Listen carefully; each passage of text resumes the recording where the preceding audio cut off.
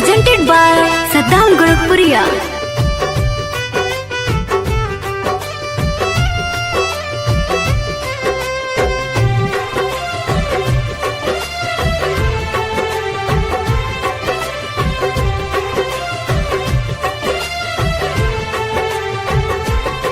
तोहपे भैनी हम फीदा, बात कहतानी सीधा।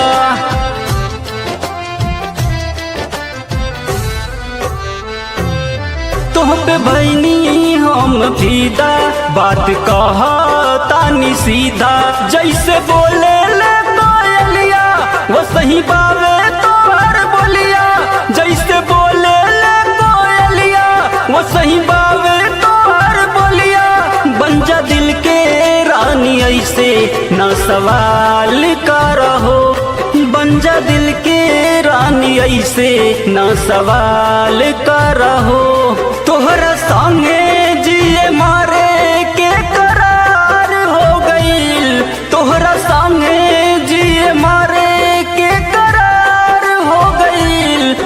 ए जान हो सचहू में प्यार हो गई।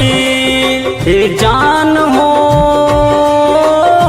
सचहू में प्यार हो गई।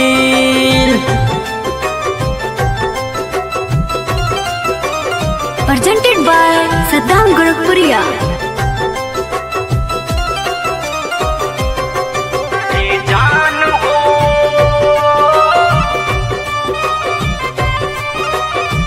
सचहू में प्यार हो गई। तोहर सूरतिया फेल कैले बावे चान के। परी लागेलू तू सचो आसमान के।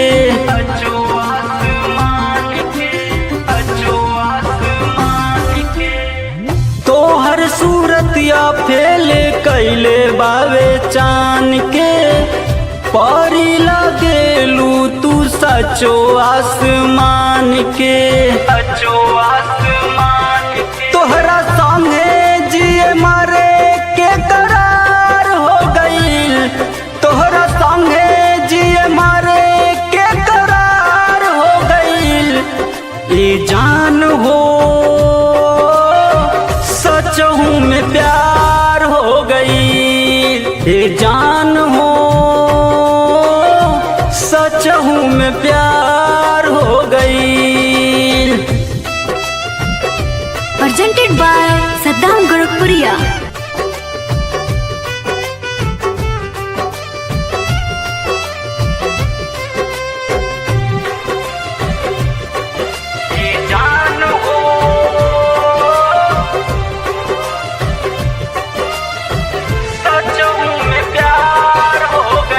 गुड्डू गोल्डन माला जापे तोहरे नाम के।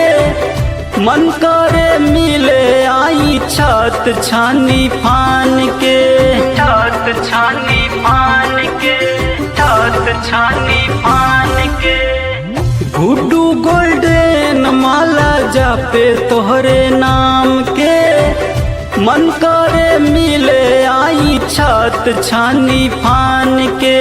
छत छानी फान के। सादम सुना तोहबे निसार हो गईल। सादम सुना तोहबे निसार हो गईल। ए जान हो सचहू में प्यार हो गईल। ए जान हो सचहू में प्यार हो गई। तोहपे भैनी हम फीदा, बात कहतानी सीधा। जैसे बोले ले कोयलिया वो सही बावे तोहर बोलिया। जैसे बोले ले कोयलिया वो सही बावे तोहर बोलिया। बन जा दिल के रानी ऐसे न सवाल करहो। बन जा दिल के रानी ऐसे न सवाल करहो। तोहरा संगे जिए मारे के करार हो गईल। तोहरा संगे जिए मारे के करार हो गईल। ए